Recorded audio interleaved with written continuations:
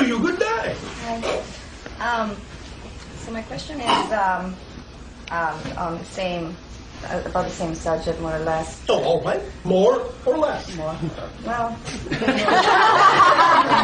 More and less. Thank you. More and less. You see, you're learning. How about evil? How about Yes. people that choose to be evil in this life? Well, all right. Again, understand, first of all, of course, the concept of evil is quite subjective. We prefer the idea of negative energy. From our perspective, the idea that you're calling evil, we call negative energy, and that simply is a mechanical description of what is being done. Positive energy is that which integrates, binds, unifies, makes whole. Negative energy is that which segregates, separates, diversifies in that sense, and breaks apart, and thus doesn't allow communication to occur in a harmonious way, but is discordant, jarring, jagged, rough. You follow me? This is a description of the actual energy involved in terms of what you're calling evil. But the only reason that a being would choose to exhibit that kind of behavior, as we said, is because they themselves have been subjected to it somewhere along the line, and have been taught that that's the only way to communicate, that that's the only way to relate to all that is.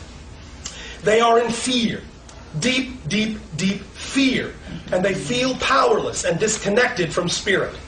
And in feeling powerless and experiencing the idea of powerlessness, it isn't that they are powerless, but in experiencing the idea of powerlessness, they then resort to the only thing they have at hand, and that is physical control, domination. They feel they are losing control, losing their grip, going down the drain. They're dying.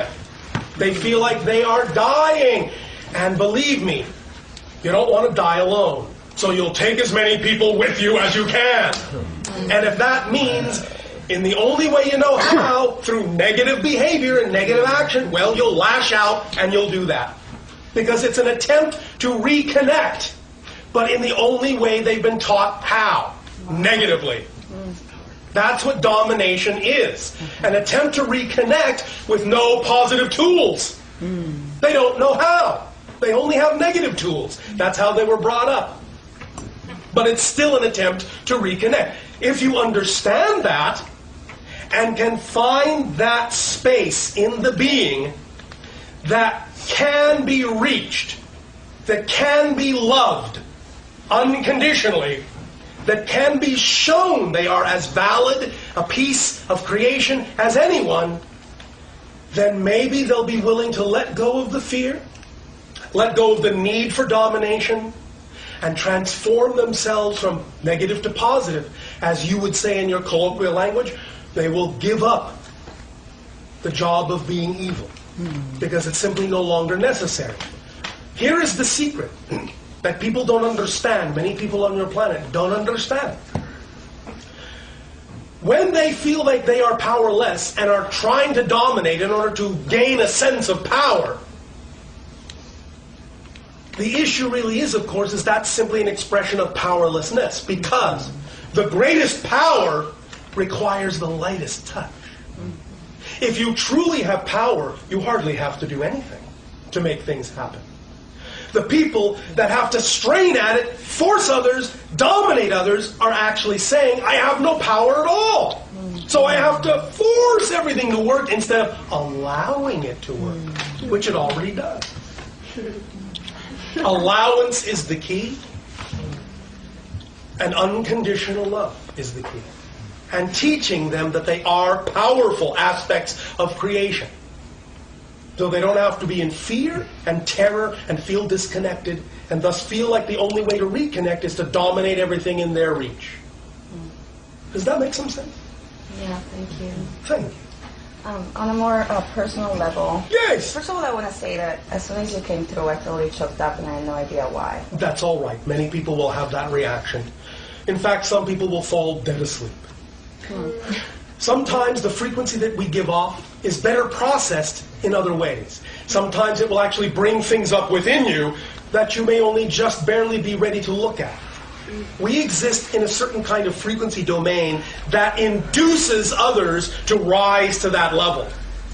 This is one of the reasons why we don't physically land on your planet yet. If we did, and you were literally exposed to us full force, it might actually cause many of you to go into psychotic shock. Because it would actually force issues you may not be ready to look at to the surface of your consciousness, and you would actually be terrified of yourself, not us. Terrified of yourself, and run screaming.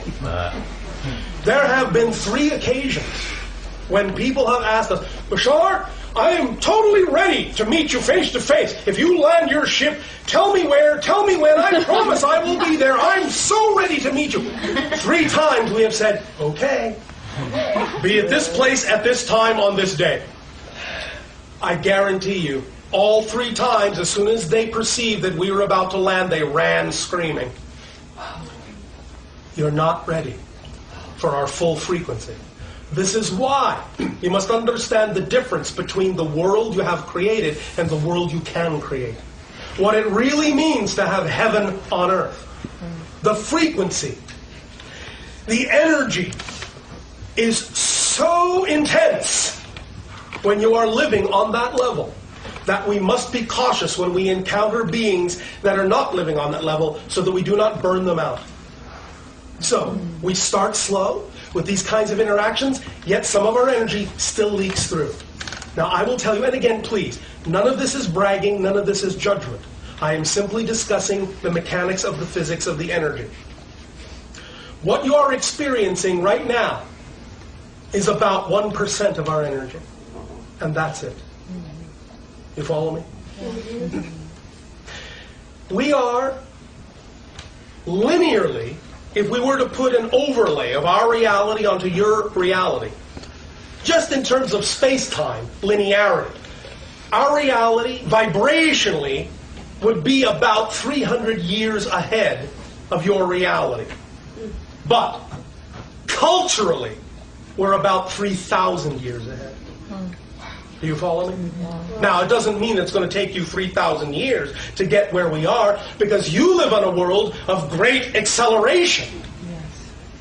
The point of Earth is to accelerate from the dark to the light more rapidly than almost any other world. This is why we use what we call the rubber band analogy to describe your planet. You all know that when you take a rubber band on your planet, the farther you pull it back, the farther it will go when you let it go. The idea on Earth is darkness. The reason you have experienced so much depth of darkness and limitation, you have pulled your rubber band so far back into darkness that when you finally decide to let go of all the darkness, you will snap that much faster and that much farther into the light. That's what you're doing. That's the way you're doing it. You are very strong, very brave beings for doing this. And we thank you. Because you are teaching many other planets valuable lessons of how to overcome almost anything. Euphemistically speaking, they look at you and what you've been capable of overcoming and transforming and say, well, if they can do that, this is nothing.